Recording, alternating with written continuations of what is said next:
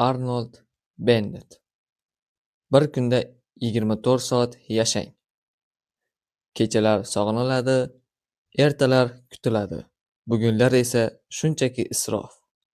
Shunday yashangki, vafotingizdan so'ng senga yana qaytadan yashash imkonini beramiz. Faqat bundan-da yaxshiroq yashashing zarur deyilsa, bundan ortiq mukammal yashay olmayman deya javob bering.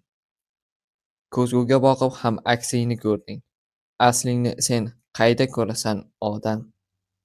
Vaqt hammaga teng taqsimlangan. Fahmdagi kasallik jasaddagi kasallikdan yomonroq. So'z boshi.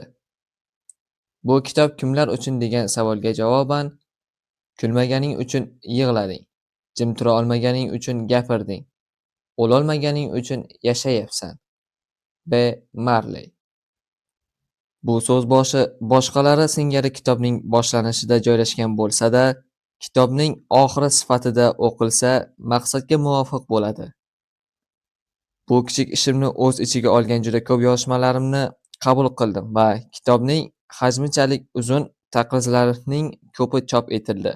Lekin bildirilgan sharhlarning deyarli hech biri salbiy munosabat emasdi. Ba'zilar ohangning mulohazasizligi haqida norozilik bildirishdi.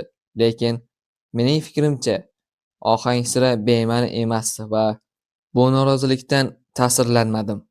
Ayni damda hech qanday vazminroq yondashuv ilgari surilmadiki, men deyarli bu darajaning mukammal ekanligiga ishongandim. Shunday bo'lsa-da, matbuot tomonidan emas, balki turli xil ochiq-oydin samimiy muxbirlar tomonidan jiddiy tanqid ko'tarildi. Men bu tanqid ustidan anchagina ishlashim kerak edi. Buni ta'kidlayotgani norozilikni kutganimni va undan qo'rqqanimni ko'rsatadi. Noroziliklar bildirilgan gap quyidagicha edi. Aksariyat holatlarda oddiy hayotdagi erkak kishi o'z ishiga, biznesiga nisbatan ishtiyoqni to'laqonli his qilmaydi. Ko'pi bilan ishini yomon ko'rmasligi mumkin. Biznes funksiyalarini iloji boricha kech, istar istamas boshlaydi va imkon qadar erta zavq bilan yakunlaydi. Qachonki o'z ishi bilan band bo'lganda, judayam kam holatlardagina dvigatellari to'liq ot kuchi bilan ishlaydi. Ya'ni bor potensial kuchidan foydalanadi. Katta ishonch va aniqlik bilan ayta olamanki, o'z ishidan zavqlanadigan, mas'uliyatidan qochmaydigan, ofisga vaqtida kechroq yoki ertaroq kelish yoki ketish haqida o'ylamaydigan va bir so'z bilan aytganda bor kuchini kunlik ishiga bag'ishlaydigan va shu sababli kun oxirida charchab qoladigan odamlar juda ham ko'p. Ular nafaqat yorqin kelajakka ega, yuqori lavozim sohiblari bo'lgan biznesmenlar, balki yaxshiroq hayot yoki yuqoriroq lavozim haqida umid ham qilmaydigan oddiy ishchilar va xizmatchilardir. Men bunga ishonishga tayyorman. Men bunga ishonaman. Men buni bilaman. Men buni doim bilganman. London va boshqa provinsiyalarda uzoq yillar davomida quyi biznes vazifalarda ishlash chekimga tushgan edi va bir haqiqat meni hech qachon tark etmadi. Bir guruh tengdoshlarim menga o'z ishlariga bo'lgan haqiqiy ishtiyoq qay darajada chuqur ekanligini va shu ishlarga sho'ng'ib ketganlarida bu jarayonda mumkin qadar yashayotganliklarini ko'rsatishdi. Ular jarayondan zavqlanayotgan edilar. Lekin men bu baxtli va omadli insonlar ehtimol o'zlari o'ylayotgandan ko'ra baxtliroq, ko'pchilik sifatida qabul qilinmagani va qilinmasligini bilardim. Muqobil va o'rtamiyona salohiyatli, o'z ideali va maqsadlariga ega bo'lgan biznesmen uyga kechasi charchab borishni o'ziga qoida sifatida qabul qilmasligini ham bilardim. Ular o'zlarini tirikchilik uchun ko'p emas, balki vijdonan qila oladigan darajada kam bag'ishlashlariga va kasblari ularni qiziqtirishidan ko'ra ko'proq zeriktirishiga ishongandim. Shunday bo'lishiga qaramasdan, bu kamchilik insonlar e'tibor berishiga arzirlik darajada muhim ekanligini va ularni butunlay rad etmasam, yaxshiroq bo'lishini tan olishim kerak. Bu kamchilik mehnatkash ishchilarning butun qiyinchiliklari bir taqlidchimning oddiygina xalqona gapida aks etgandi. Men ham o'z dasturimni rivojlantirish uchun harakat qilishga boshqalar kabi juda ishtiyoqmandman. Lekin doim kechki 6:30 da so'ng uyga qaytganimdan o'zimni siz tasavvur qilganingizdek tetik his qilmasligimni aytsam, aybga buyurmaysiz. Endi shuni ta'kidlab o'tishim lozimki, ishtiyoq va zavq bilan kunlik biznes vazifalariga sho'ng'iydigan kam qismli odamlarni holati ish kunlarini istar-istamas sustlik bilan o'tkazadigan ko'pchilikning holatichalik achinarli emas. Birinchi guruhga mansub kishilar qanday yashash haqidagi maslahatlarga unchalik ham muhtoj emas. Ular aytaylik 8 soatlik ish kunlarining har bir onidan o'ta sezgar, dvigatellari esa bor kuchi bilan ishlayotganini ko'rsatadi. Keyingi 8 ish soati juda yomon tashkillashtirilgan bo'lishi yoki umuman bekorga sarflangan bo'lishi ham mumkin. Lekin 8 soatni bekorga sarflash 16 soatni sarflashdan ko'ra yaxshiroq. Umuman yashamagandan ko'ra oz bo'lsa ham yashagan afzalroq. Haqiqiy fojia esa na ofisdagi ishiga va na undan tashqaridagi yumushlariga kuch sarflashga tayyor bo'lmagan kishiga tegishli va bu kitob aynan shunday kishilarga bag'ishlangan. Lekin, deydi anchagina omadli bir kishi, mening dasturim unikidan keng qamrovliroq bo'lsa ham, uni yanada kuchaytirishni xohlayman. Men ishdan tashqari vaqtim ko'proq bo'lishini xohlayman, lekin rasmiy ish kunimga qo'shimcha boshqa bir kunlik vazifalarni chindan ham bajara olmayman. Aslida men shunchaki borliqqa qiziqishi bo'lganlarni jalb qilganimdan yaxshiroq bo'lishini oldindan sezsam bo'lardi. Bu odamlar yashash qanday bo'lishini biladigan va ko'proq yashashga intiladiganlardir. Ular yotoqlarni sira tark etmaydigan va uyg'otish juda qiyin bo'lgan kishilardir. Xo'sh, kamchilik qism a'zolari, sizning kundalik pul olish intensivligingiz quyidagi sahifalarda keltirilgan barcha takliflarga to'laqonli amal qilishingizga yo'l qo'ymaydi deb hisoblagandan ham takliflarning bir qismi baribir o'z kuchida qoladi. Ishdan uyga qaytayotgandagi vaqtingizdan unumli foydalanmasligingizni bilaman. Lekin tongda uydan ishgacha bo'lgan yo'lda sarflaydigan vaqtdan foydalanib qolish taklifi boshqalar kabi sizga ham qo'l keladi. Bir hafta mobaynida yig'ilgan shanbadan dushanbagacha 40 soatlik vaqt intervalingiz boshqalarniki bilan bir xil miqdorga ega bo'ladi.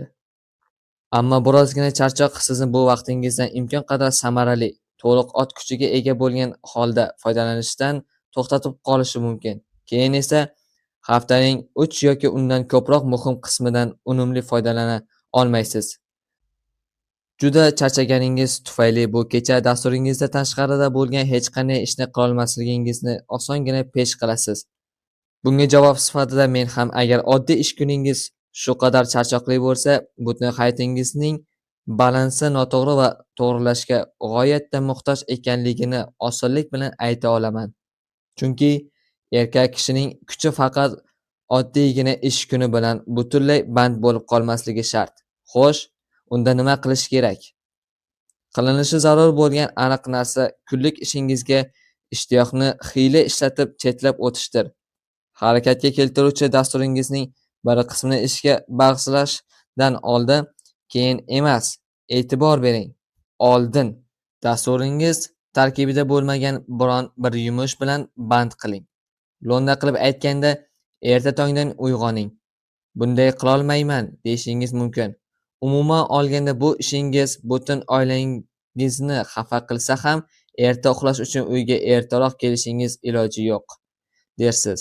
Men esa ertaroq uxlashning iloji yo'qligiga ishonmayman. O'ylashimcha, agar siz erta uyg'onishni davom ettirsangiz, erta uyquga yotmasangiz ham o'z-o'zidan uyquga to'ymay qolasiz. Natijada ertaroq uxlash uchun nimadir o'ylab topasiz. Lekin erta turish uyqu kam bo'lishiga olib kelmasligi meni hayron qoldiradi. Hayratim yildan yilga oshib borayotganining sababi shundaki, uyqu aslida sustlik va odatning bir qismi, ya'ni Ko'p uxlash sizga shunchaki odat bo'lib qolgan. Aksariyat odamlar o'zlari xohlaganicha uxlashadi. Chunki ular uxlash o'rniga qilishlari mumkin bo'lgan yumushlarini aniqlashtirib olmagan. Masalan, har kuni ko'changizda yugurib keladigan kuchli va sog'lom mikroavtobus ishchisi Karter Peterson kuniga necha soat uxlaydi deb o'ylaysiz? Men bu borada shifokor bilan maslahatlashganman. U Londonning chekka hududlarida xuddi siz va men kabi odamlar bilan istiqomat qilgan va 25 yil davomida ulkan tajriba orttirgan. U juda shartaki odam edi. Savolimga ham qisqa va lo'nda javob berdi. Ko'pchilik odamlar aqldan ozganlar kabi uxlaydilar. Ya'ni ko'p uxlash tiniq fikrlashning susayishiga va miyaning kognitiv funksiyalariga salbiy ta'sir ko'rsatadi. Shifokor bu mavzuda o'z fikrini bildirishni davom etdi va shuni ta'kidlab o'tdiki, agar odamlar uyquga kamroq vaqt sarflaganlarida edi, har 10 kishidan 9tasining salomatligi yaxshi va hayotdan ko'proq zavqlangan bo'lardi. O'sib borayotgan yosh avlodning qarashlariga deyarli qarama-qarshi bo'lgan bu qarorni boshqa bir nechta shifokorlar ham tasdiqladilar. 1,5 soat kerak bo'lsa 2 soat ertaroq uyg'oning. Agar zaruriyat tug'ilsa, ilojini topa olsangiz, ertaroq mehnat ta'tiliga chiqing. Dasturdan o'zib ketish masalasi ko'ndalang bo'lganida, siz ertalabki 1 soat davomida kechki 2 soat uchun rejalashtirilgan ishlaringizni bajarib olishingiz mumkin. Lekin ovqatlanmasdan turib hech narsani boshlay olmayman, deysizmi? Albatta. Ishni yengillatuvchi maishiy texnikalarni sotib olish mumkin bo'lgan bir paytda o'z sihat salomatligingiz turmush o'rtog'ingizning zimmasida deb bilmang. Unga yumushlari tez va oson bitadigan yumushlarga bog'lanib qolishiga yo'l qo'ymang.